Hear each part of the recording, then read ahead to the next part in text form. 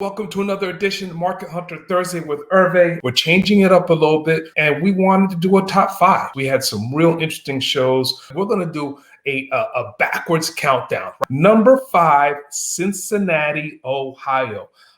We interviewed John Kasman of Kasman Capital back on January 25th. Listen, if you guys haven't seen the show, I would definitely check it out. This brother is very, very knowledgeable about Cincinnati and its surrounding markets. Again, some stats here. Cincinnati population 307,000, median income just under 40,000. One of the things, and John pointed this out on the video as well, median rent still under $1,000 in Cincinnati. Can't find that in too many large cities around the country, particularly one with a population over 300,000 and median home value of 153,000. If you wonder what's in Cincinnati, well, you got companies that have their headquarters there, companies such as Kroger Foods, Procter & Gamble. What was interesting about Cincinnati, John Kasman, he noticed that Cincinnati is a top 5 yield market that is actually seeing population growth. He pointed out some neighborhoods that you guys may be very much want to be interested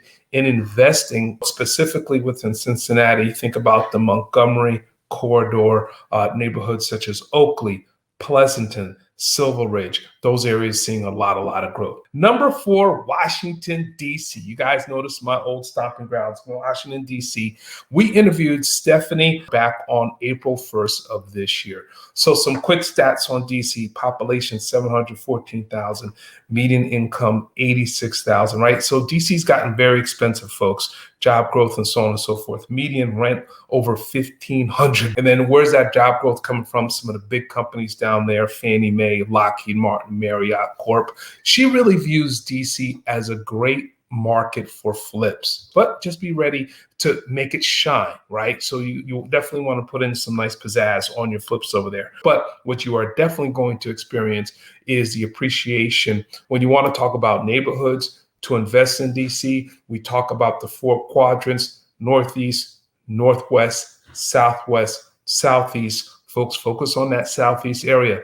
Anacostia, Capitol Heights, Navy Yard. This is where a lot of families are moving to because it's one of the more attractive areas to live. For number 3, Denver, Colorado. Denver, Colorado. We interviewed my man Kevin Malgrim from Midwest Vending and Repair. So Denver, some stats: population 750,000, median income just under 65,000, median rent just at around 1,800, and you got headquarters of Western Union, DeVita, which is a big healthcare company over there. When you think about neighborhoods in Denver, Longmont, and Greeley, they are some of the faster growing cities. Denver Metro has gotten expensive. If you go back, listen to the show, and I highly encourage you, Kevin talked about still a lot of growth opportunity in Denver. So if you want to bring your real estate there, he recommends, at least for Denver proper, specifically house hacking. You can get someone obviously paying their rent that's going to help you pay down your mortgage. Even though inventories are very low, developers are coming in, but they're not focusing on building B-type properties. They're focusing instead on A-type properties. City number 2, Atlanta, Georgia. All right, the big ATL. We had interviewed Matthew Nicklin from One Source Real Estate. Population of Atlanta, just over 500,000. Median income, 55,000. Median rent, $1,500. You got a bunch of Fortune 500 companies over there.